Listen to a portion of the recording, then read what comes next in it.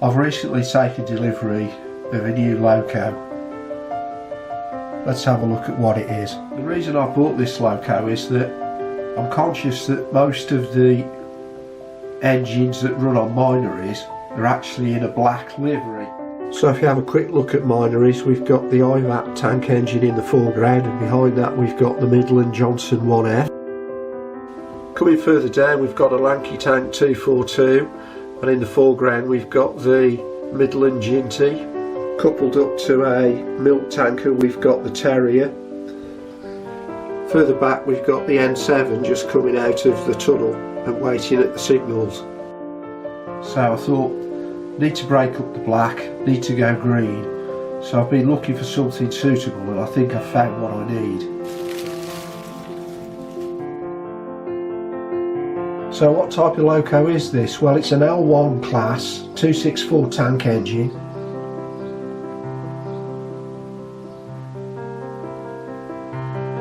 And as it says in the Observer's book, the origin was the London and North Eastern Railway and the designer was Edward Thompson. And it's painted in what looks to me like the apple green LNER livery, which may have just been badged up with British Railways at the time of nationalisation in 1948. So it's got probably one of the prettiest liveries that's ever been put onto British Railway locomotives. I'm going to open the box and have a look at the Loco and then give it a test run on Minories. It's a second-hand Loco, but it's got the operating and maintenance instructions with it. It's also got, if you're converting it with a DCC decoder, a sleeve to pop over the decoder itself, I think. It's the Loco in its polystyrene and plastic container. Packed on the top we've got the detailing components for it, some of which you can fit if you're going to display the model. Others will go on if you're going to run it on the layout, so we'll have a look at those a bit later on. So here's the L1 in its packaging. I'll just lift off the plastic cover. These two polystyrene halves actually lock together, so it's fairly easy to lift the Loco out. You just remove the top part. If we look at the accessory instructions, we can see there's some front steps. The front coupling you can fit, or if you prefer you can fit a hook and a link coupling. There's a vacuum pipe for the front that fits over here.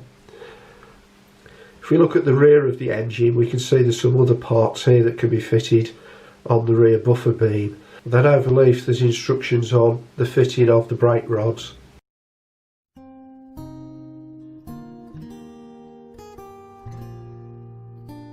In the cradle, ready for oiling the bearings on the driving wheels. I notice there's pickups on the rear bogies along with the driving wheels, and the front bogie has got a slot ready for a coupling to be fitted, which I'll do. Just bringing it in very slowly over the points. It's really impressive. There's a lot of intricate detail modelled into this. Just as an example, if we look here, we can even see there's the maker's plate, and there's the lining on the front bogie, and on the driving wheels the valve gear is incredibly fine, and then you've got lots of handrails and pipe work running along the top of the tank. And if we look at the front, you can see the lamp brackets, got the safety valves and the whistle, glazing on the cab windows, more pipe work near the rear step, and you've got the fine handrail and pipe work detail on top of the tanks. Got the little rail here below the cab side windows. And if we look at the rear, we can see the lamp details. You've got the steps here leading up to the coal bunker. Another detail is the cab roof vents, which open and close.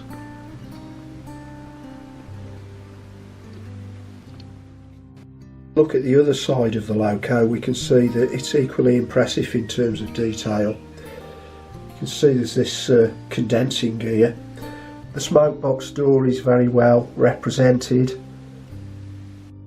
A good livery to contrast with the Black Loco fleet at Minories.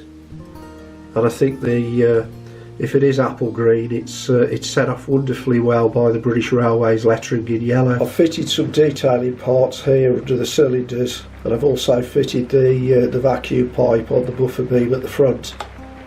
The Thompson L1 was designed for suburban passenger service work.